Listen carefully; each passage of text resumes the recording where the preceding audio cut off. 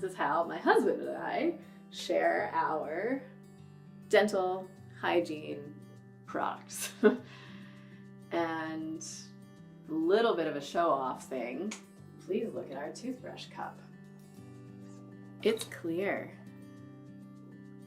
And there's no scum all over it. How is this happening? And also, here's the toothbrush. And it looks clean. And it's not because I just wiped it now and spent 20 minutes scrubbing it. It's just like this every day.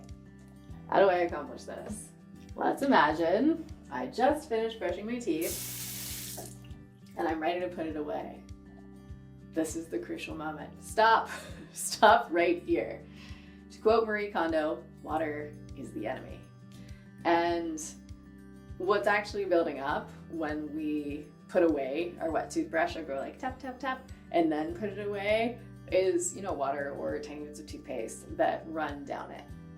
So what I do after brushing my teeth, take off the toothbrush head, rinse, any traces of toothpaste, now gone, and then I wipe my clean toothbrush on my clean towel so that it's dry, and I put it away. And it just stays clean. It's really nice.